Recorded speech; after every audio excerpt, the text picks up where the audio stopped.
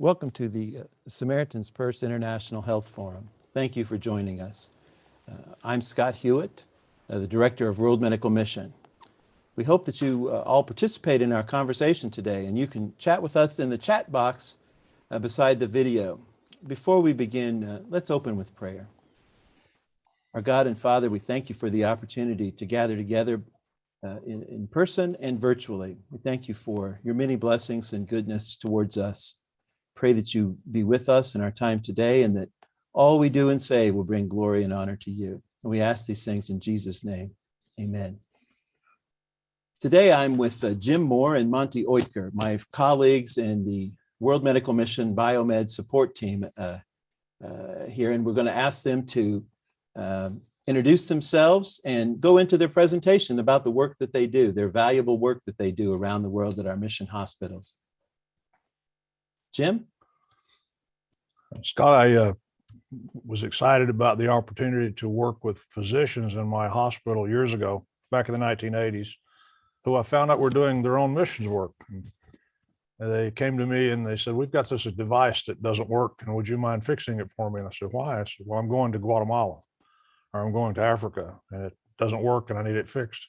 So I started doing volunteer work, and I found out that a lot of doctors and nurses were doing this kind of work, but they didn't talk much about it. And I found there was a great need to fix things for folks doing missions work. So I thought, hey, this is great. God's calling me to help out these guys here in my hospital, and I can be a support. I had a basement full of equipment that the hospital had thrown away, and I began to look to see who I could give it to.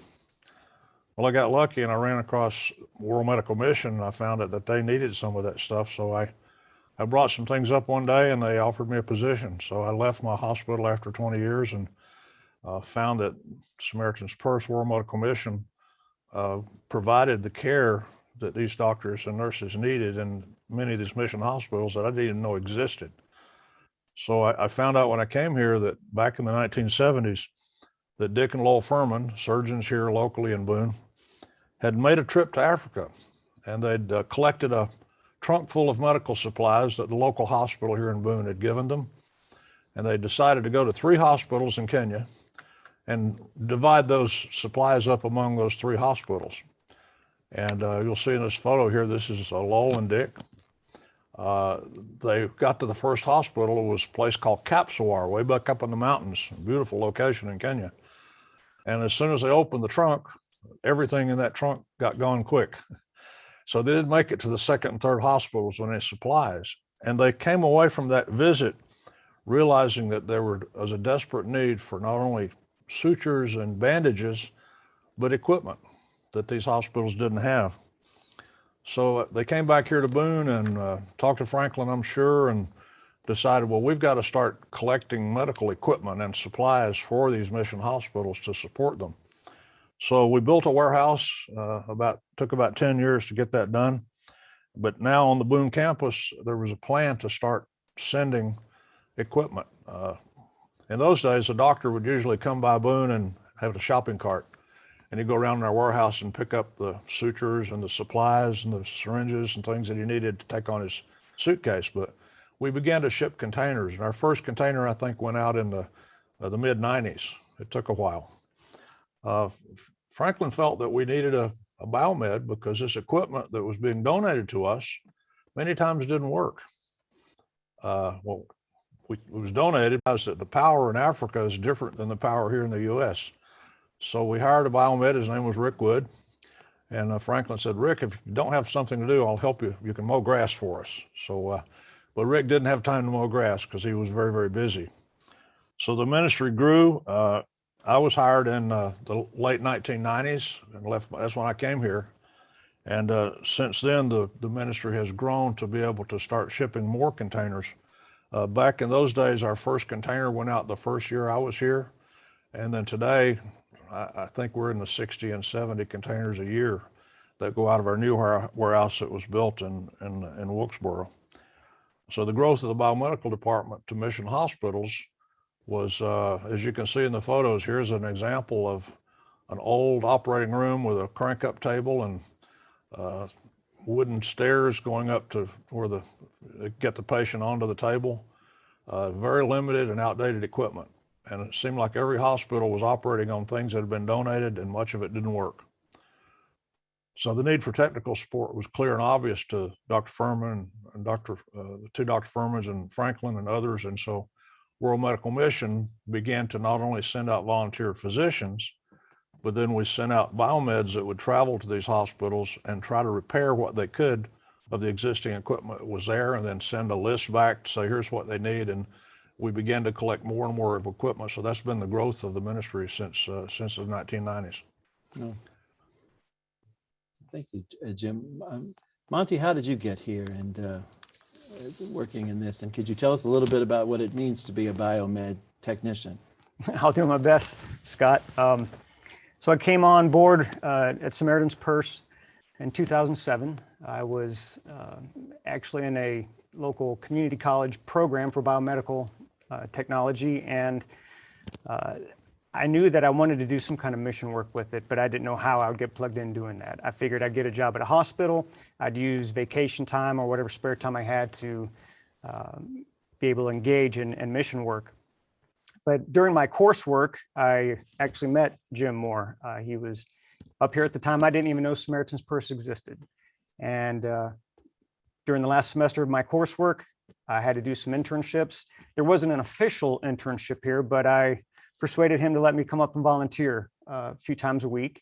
And I did that for a few months. And at the end of that program, I started looking for jobs, and lo and behold, there was a position that opened up here in World Medical Mission.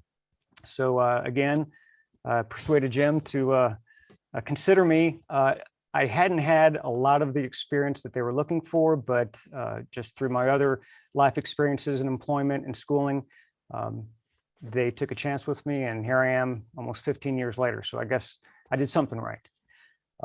But as far as being a biomed in World Medical Mission, it has been more than one adventure after another. It's a nonstop thing. You can't get bored. Many opportunities. What I'd like to share with you now is kind of how the department has expanded in those 15 years. When I first came on with Jim, I don't know if you remember, we had maybe 3 biomeds in the shop with a couple, an electrical engineer and Jim himself.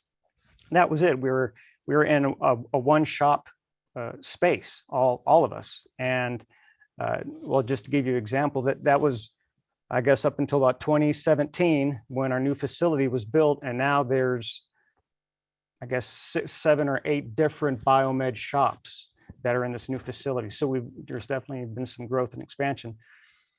But how that all came about, that's what I wanted to cover with you. So as the ministry was growing, in particular with mission doctors or going to mission hospitals, the ministry as a whole began developing other types of programs, and they were medically in nature, meaning that there would be some medical effort being done somewhere, but the technical skills needed for it were kind of hard to find. World Medical Mission actually possessed a lot of that in the biomed department. So as new programs developed, I just wanted to run through a list right here on this slide here. We have our kind of our first effort or support that we did for Children's Heart Project. This started back in well, Jim, you can tell us. You remember what time frame that was? 25 years ago. Yeah. This year we're celebrating the 25 years okay. of the Children's Heart Project. So there was an interesting chapter in the life of Children's Heart Project where some of these procedures were being performed in Mongolia. And that's traditionally not how the program works. They bring the children to the States or to some other facility, but there was a time period where a group of surgeons and nurses and all the support staff went to Mongolia to perform these procedures.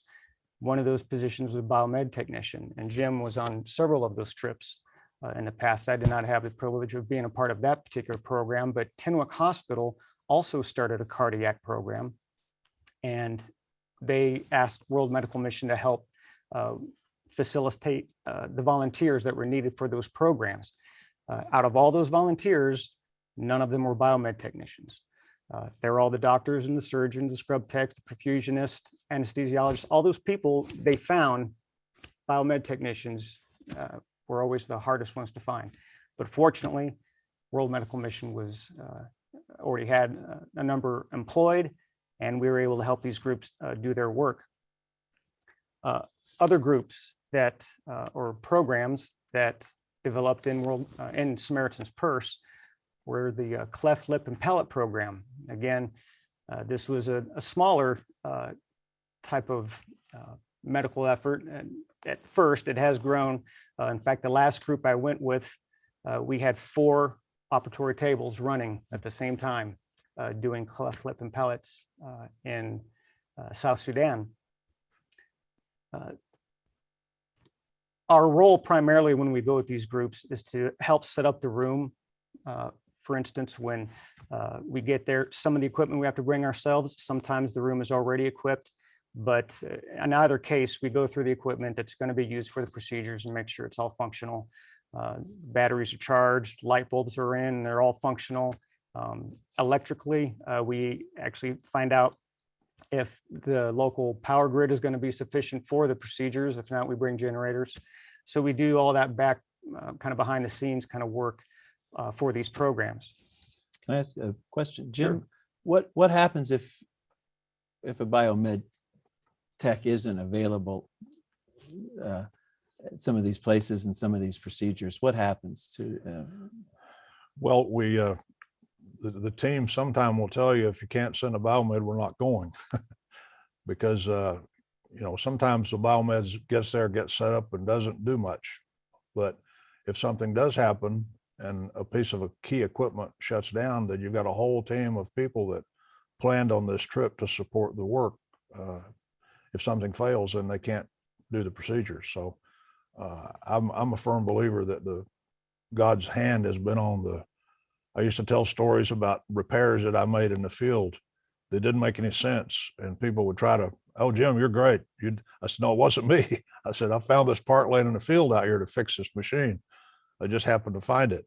So I think once you've done a bunch of these trips and you've realized the problems that came up, they really have needed a biomed. So it's I don't want to say it's taxed, but it's pulled from the inventory of people that we've had that normally were focused on just mission hospitals to now do these trip projects in so many other places around the world. So you may have a half dozen surgeons and all the auxiliary staff ready to help and a few hundred patients lined up.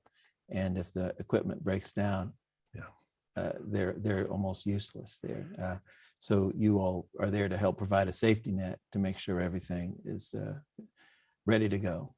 I like to think of us as the insurance part of the effort. And I've had that actually explained to me several times from doctors and nurses, all the other staff, very appreciative of us being there. And that makes anyone feel good to feel appreciated.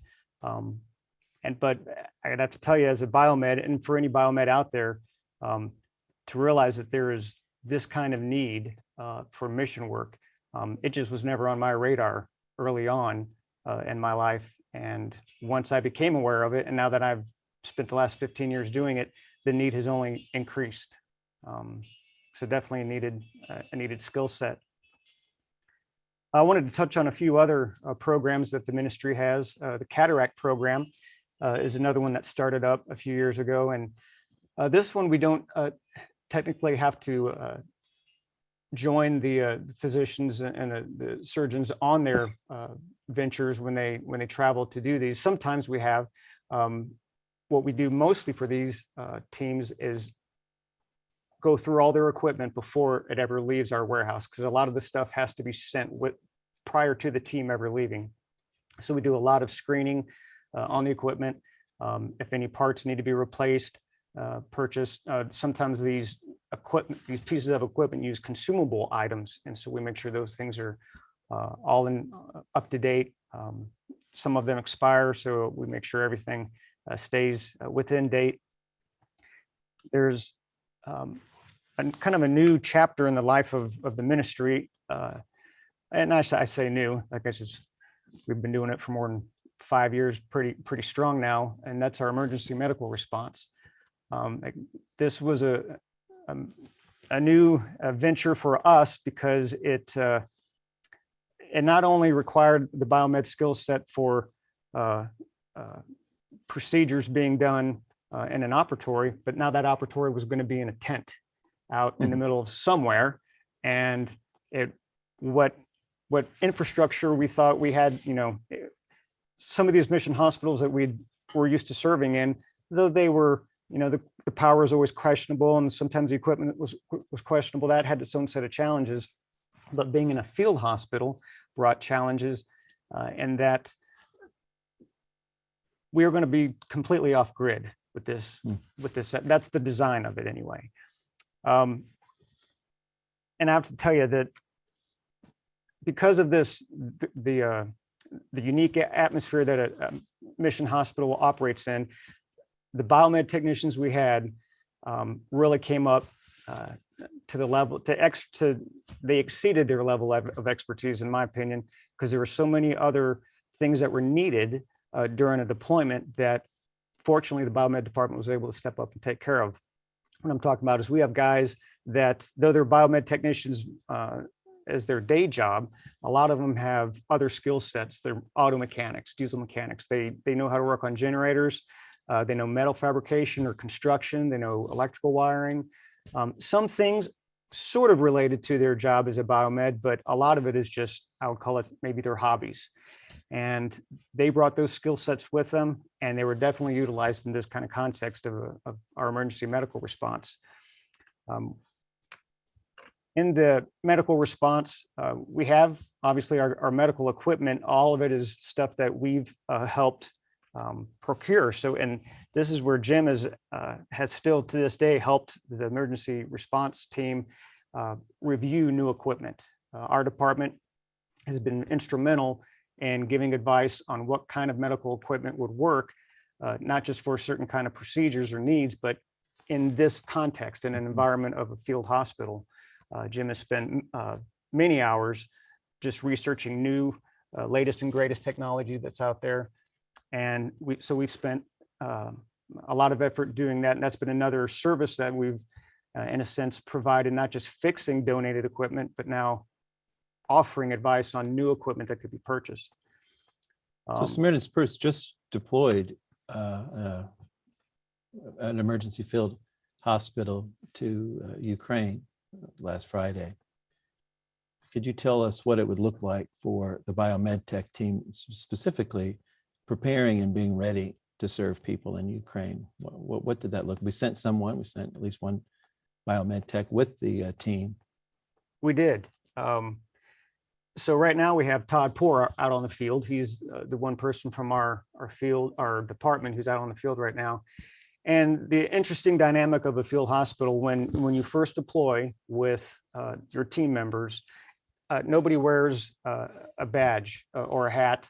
No one has a title. Everyone's working to achieve the initial setup of the hospital. So you're all working together. If you have to drive a stake in or dig a ditch or rake gravel or whatever the case, whatever you have to do, everyone works together on that. And then as the hospital starts developing, coming into shape with the different tents that are being set up, then people start kind of falling into their special niche of the hospital. So in our case, after the tents were erected, crates were being opened, all the supplies started getting divvied out to the different areas where it would be. The biomed technician starts collecting the medical equipment, and he knows where they would be set up. So he can, if there's any assembly required, he'll be involved in doing that, running extension cords, powering things up. A lot of times things need to be kind of charged. They've been in storage for a few months, so he'll make sure that all the accessories are, of course, with those devices.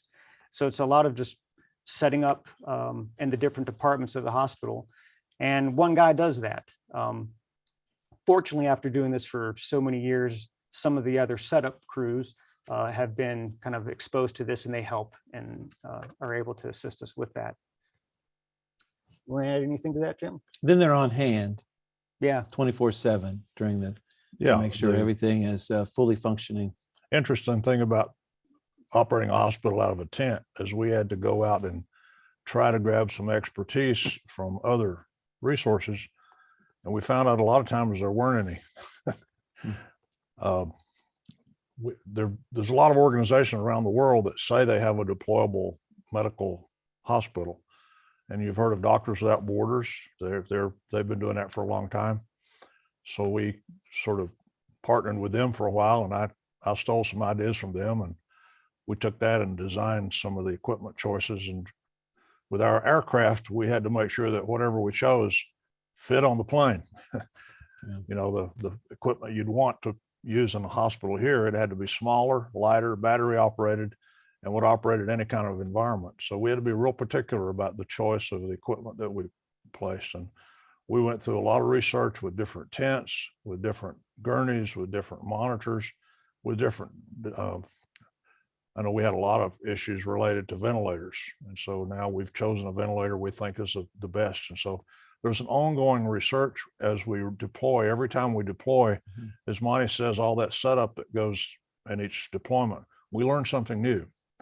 And so one disaster is involved with an earthquake, for instance, then you have a lot of orthopedic needs. Another disaster that we've responded to was a respiratory one, so with such as the COVID setups. So the equipment that we pull and has to be ready to go. It has to be prepared at our warehouse in Wilkesboro. All has to be ready to be pulled and deployed for that particular type of disaster. And I'm sure the one in Ukraine will be set up to handle injuries of the wartime injuries, as the one we had in Iraq for 9 months in Mosul.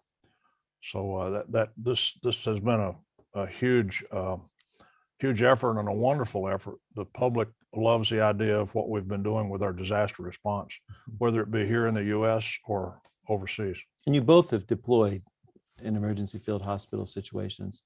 There must be hundreds of pieces of equipment in how many tents in a tier 3 hospital that we're setting up today? Well, each time we set up, there's a decision made by the advanced team as to what we're going to do. Are we going to do surgery or not? Yeah. How much surgery are we going to do? So the size of the package that leaves here may require more than one flight. And maybe, for instance, Ecuador was a fairly close point to travel to. So we had everything down there in a short time, and we're able to set up and be up and running in a very short amount of time. And that's the key to a disaster, is we respond quickly. That's always been Kenny Isaacs's mantra. We got to get there right the next day if possible. That's what we've been able to do. And it's been, as Monty says, a team effort.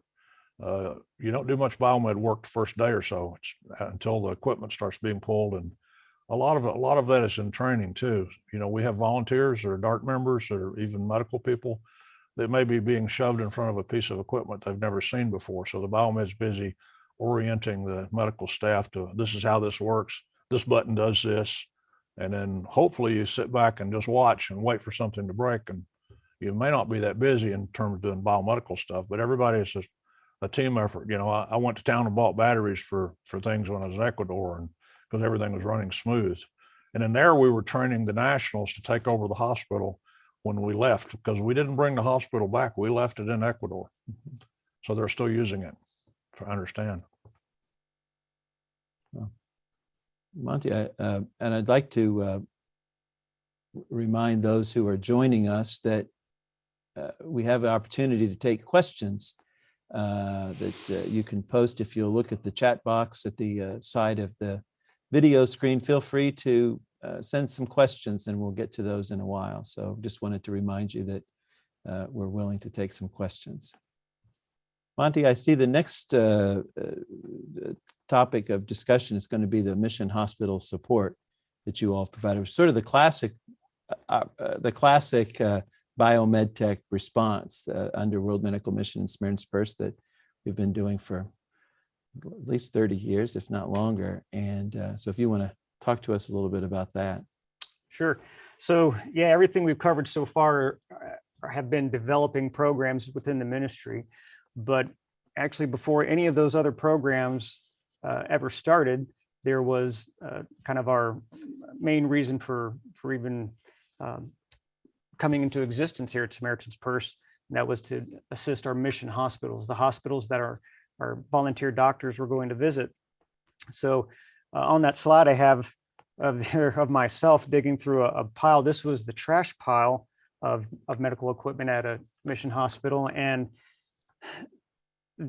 I was looking for a tiny component, and I thought for sure one of these other devices has this tiny component, so I can get this. I was working on a lab centrifuge that needed one particular item, and I dug through this pile of junk that they considered, well, it was indeed junk, but they don't throw anything away. Like, well, in Africa, if you throw something away, it really just moves addresses, just from the operating room to a pile out in the back corner of the lot. So I went back there to fish around, and I was able to find the device I needed. And Jim, I think you have the same story about that. Looking for that, we've done these repairs where we just rummage through old equipment and to repair something that's still being used. But that was definitely our first purpose for being in Samaritan's Purse. Over the years, our guys have traveled to, well, I didn't even check to see statistically how many countries we've been to, but most of the countries in Africa have been visited, and in Central America, and a little bit in South America, even over into Asia. When our guys go, primary purpose is to offer technical support for the mission hospitals, either because they have stuff that they've been using for a long time and it's breaking down, or we've sent them a container shipment of newer equipment. May not be brand new equipment, but it's newer than what they had. And that equipment we send over there, and we'll help with the installation. We'll do some training on it. Can you speak into an experience of when you went to, I think it was Galmi Hospital, and you had that experience where you had to fix a piece of equipment? I remember you sharing this story with us. I wanted to. Yeah, if you're in any kind of electrical work, there's an item called a capacitor. And if I need a capacitor to fix a device, we usually have to order them, or you go to Radio Shack and they've got drawers. There's hundreds of values of capacitors. And I had a lab chemistry analyzer at Galmi Hospital in Niger that was broken, and they couldn't do any lab chemistries. Well, when I arrived with all my tools and everything, my tools didn't make it. They were kept in Paris for a delay for 3 days.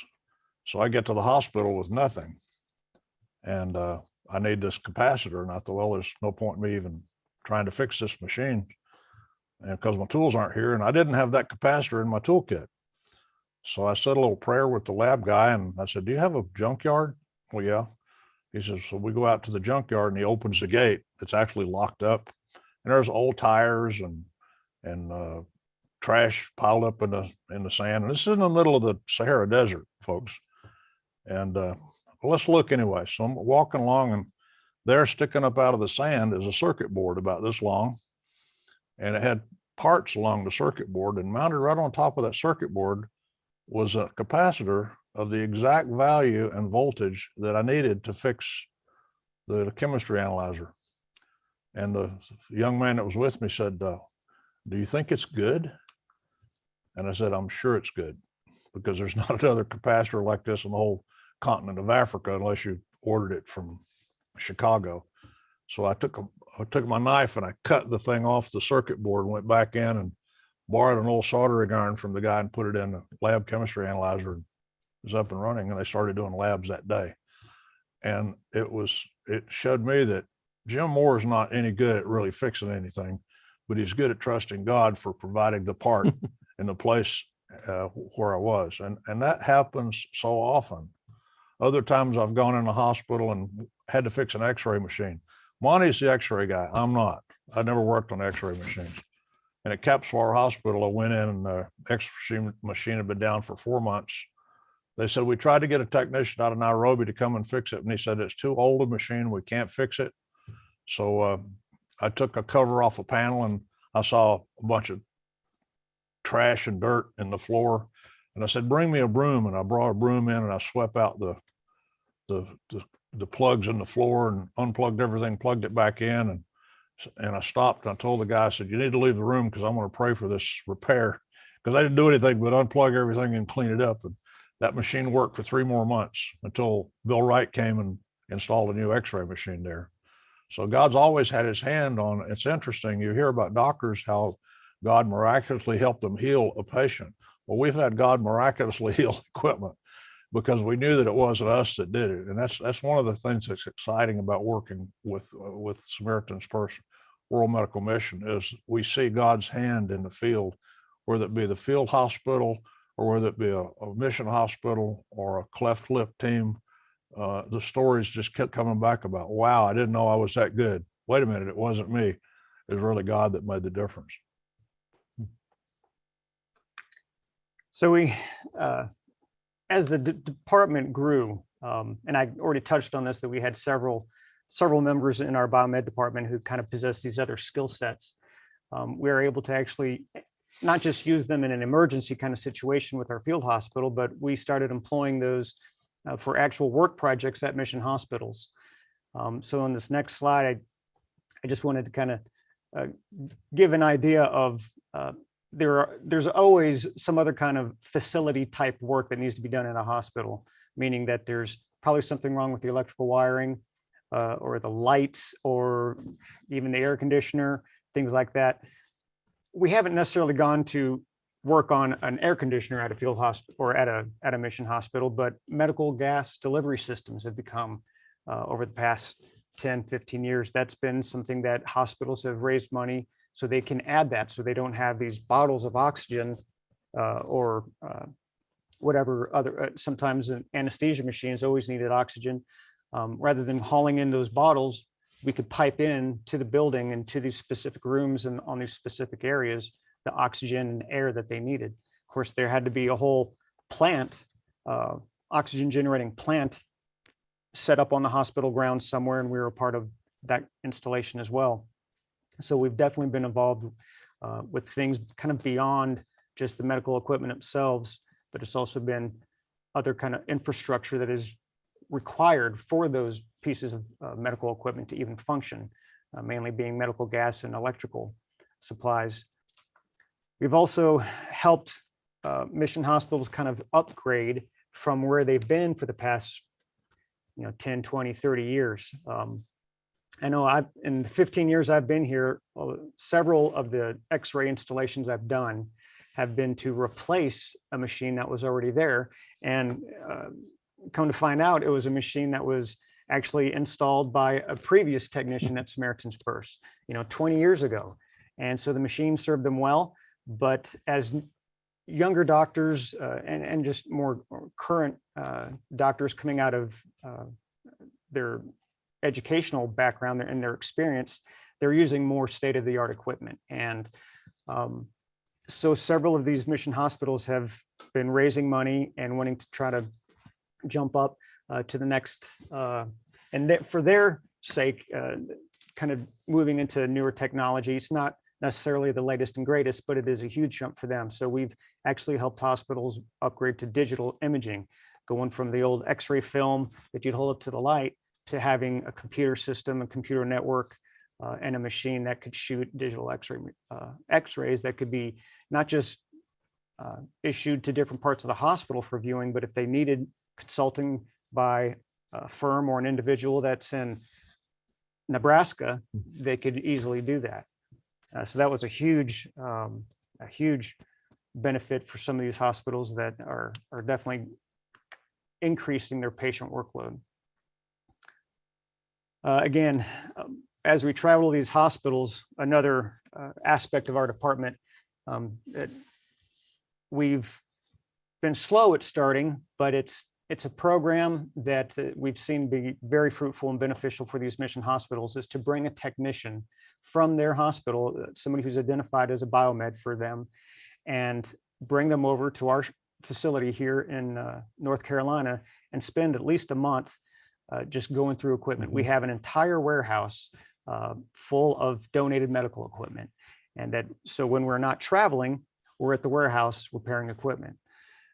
So for the past few years, we've been fortunate enough to identify some international biomed technicians from Egypt and one from Zambia.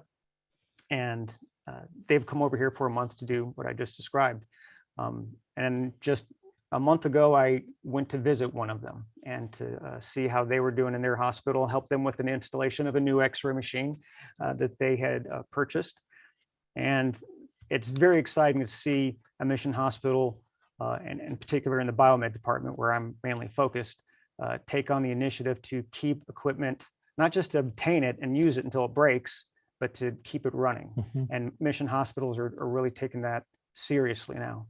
So what I mentioned before is that when we're not traveling abroad, doing our heroic, digging in the junk pile to fix machines, we're in our facilities in North Wilkesboro. We have, as I described, probably 7 or 8 biomed shops that are equipped with the testing equipment we need to really take on any piece of equipment that we consider appropriate for the mission field. Now, we don't, I hear the buzzword MRI used a lot. That's a neat word to use, and it's kind of a high-tech word to use, but we have never put an MRI in any mission hospital. But the level of care and diagnostic ability of these hospitals is increasing. And so any of the equipment that we get donated to us, we check it out, we repair it. And if it doesn't meet our standards, it doesn't even go out the door. We'll just throw it away at that point. But our goal is that anything that leaves our facility is a fully functional piece of equipment that can be sustained in the years to come. We have a motto of equipment that comes in, the little sticker that we've actually generated that says, "No junk for Jesus." And it's kind of a comical reference, but you'd be surprised the number of people, well-meaning people in the United States, from church groups, from civic groups, who have collected medical equipment that they thought would be appropriate, and they've shipped it to the other hemisphere, which has different power than we do, and it winds up not working. And so then they call us. Hopefully they call us before they send it. And I'm the bad guy. I tell them, that won't work, don't send it. And then I have to try to explain why they shouldn't send it. So people, I think we've done a better job in the last few years educating many of the folks who had a heart for donations to, wait a second, that really isn't a good piece of equipment. It'd be better to, instead of spending the money to pay for a container and load it with stuff that they can't use, is to, hospitals have begun to realize that it's better to raise the money and buy something new, or buy something that we have refurbished. Of course, we don't charge for what we do, but the cost involved is a lot less if they can get a used piece of equipment that we have refurbished. They know that if they get it from us, it will work and it will be supportable. We won't send a piece of equipment that we can't get the spare part for here. So if we had some equipment last week and I talked to one of the guys about that has a circuit board in it that is no longer available. So then we don't want to send it overseas, because, I send a piece of equipment to Africa and 3 months later it breaks and they can't get it fixed. They're going to say, well, what a jerk Jim Moore is. He sent me something that I can't get fixed. So that was a wasted effort. We would like to see 3 to 5 years of functional operation of a piece of used equipment for it to, we feel that's going to benefit the hospital, not something they're going to have to spend a fortune on 3 months later to buy a new tube for their X-ray machine because it was already too old and worn out. I had the privilege of hosting 2 physicians who were home from the field serving, and took them through the warehouse in North Wilkesboro, and it was just a real joy and delight to be able to walk along with them. And the biomed team would say, they said, well, we need, and I don't recall the equipment they needed, but they pulled one off the shelf and said, oh, here. And then they put it in a suitcase for them so they could carry it back to their mission station. And then they went along a little further and gave them another. So they left, they came with, they thought they came with a sort of a rollerboard suitcase. They thought they'd pack some surgical equipment in, and wound up leaving with 6 suitcases full of incredible, I mean, they were almost at the point of tears. So to see the work that you all do in preparing this equipment, shelf ready, sort of take it on the way, it was really exciting to see that, and very gratifying to see the impact of the biomed team at World Medical Mission. I wanted to add one more thing here at the end, not to leave them out, but our newest addition to our biomedical department is a very important aspect of medicine that we never thought we'd see ourselves engaged in, but our laboratory department happened a few years ago. And those of us in the biomed department, when we're asked to go to the lab to work on something, we're hoping it's like the light switch, or, you know, the equipment over there is a little more sophisticated, more delicate, and usually takes some special equipment that we don't have with us anyway. Probably the extent of our skill set there is working on some microscopes or some centrifuges that spin around. But when you get into these other analyzers and things, we just don't have what it takes. But it's still it's a big part of medicine in the hospitals. And so they were always a lab department. And fortunately, the leadership at Samaritan Spurs decided it was important to pursue maybe hiring the people we need to that had the skill set, who had the knowledge of how to run a lab and what equipment was good and that sort of thing. So we did. A few years ago, we hired Barbara Rash, and she came on board with us. We thought, well, kind of like what we did with Rick Wood when Rick started, when you're not busy, maybe you can, you know, wash the windows or something. We weren't sure we could keep her busy. She hit the ground and she has not stopped running. And since then, we've hired another full-time lab person, and then probably, and I don't even know, several associate workers, because what quickly happened after she was employed in 2019, I believe we hired her in October of 2019. Of course, we all know what 2020 had in store for us. And the ministry could have been instantly crippled from doing any kind of effort abroad because of the amount of testing that was required. And because Barbara was on board, and later on Greg Blevins, they had the knowledge of what kind of testing equipment was necessary. They knew the lingo, they knew the dealers and the suppliers, and that whole network, that community of professionals, and they kept us afloat. We do all of our own in-house COVID testing.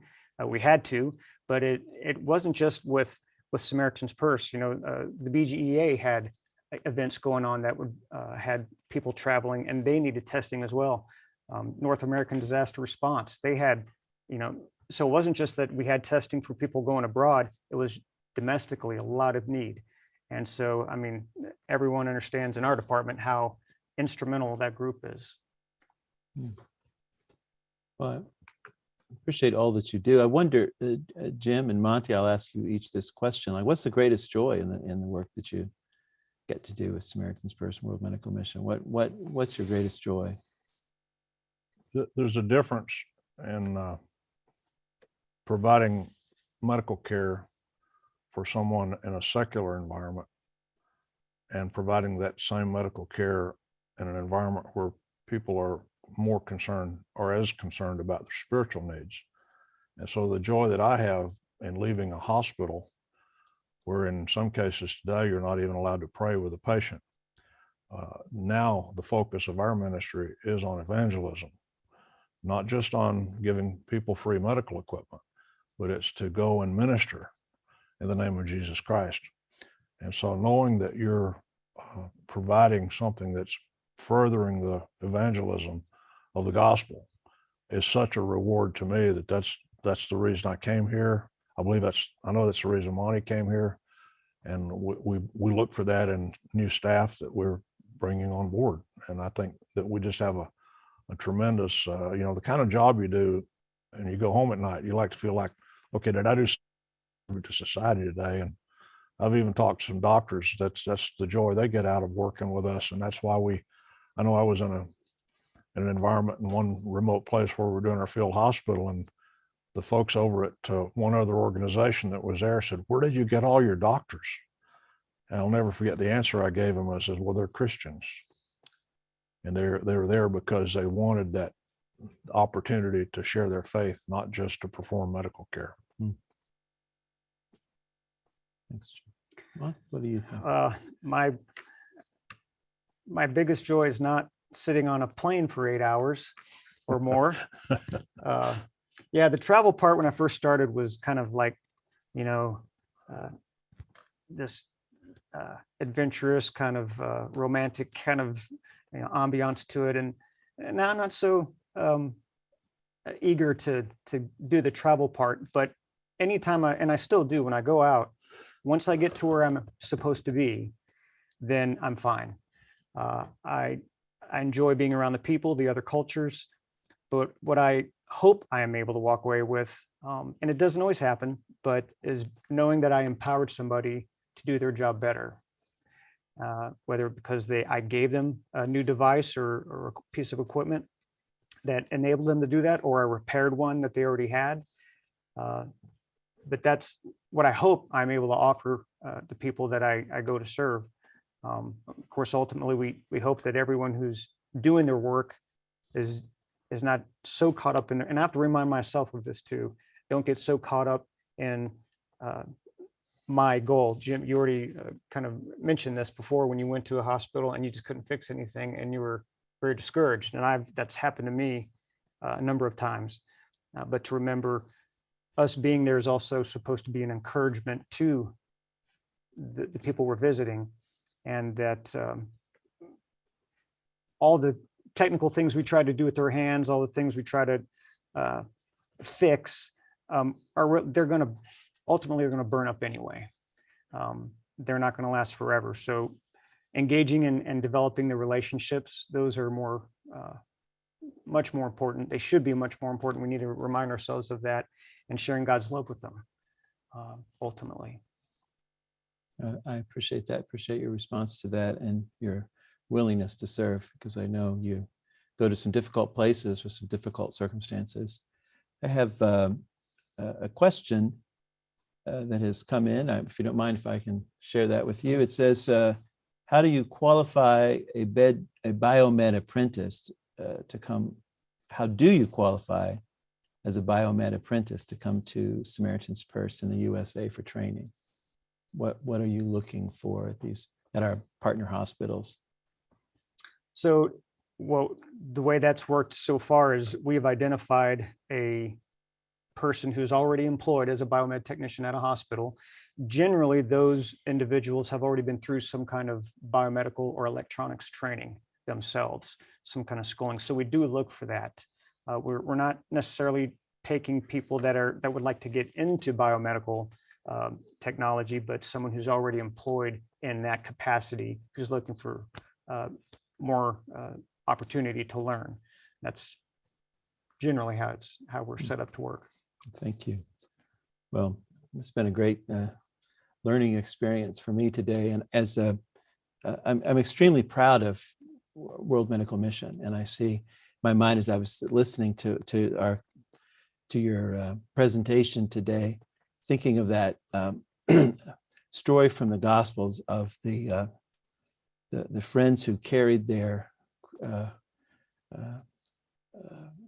crippled friend on his stretcher and tore the roof down and to get him to Jesus. And it feels like that at World Medical Mission. We have short-term volunteer doctors, we have short-term nurses, we have biomed techs, all, and the local missionary doctors and the local missionary nurses and the local folks there, all bringing people to Jesus, all trying to get people to the feet of Jesus for healing physically and then ultimately and most importantly spiritually. So appreciate what you do, and I know from my experience of working with mission hospitals and living and serving at a mission hospital, the work that you do is so greatly appreciated and makes a huge difference in the life of those hospitals. And so I have my own personal experiences and stories I could tell about the way the biomed techs have blessed the ministries I've been involved with. So thank you. And you do it sacrificially. I know that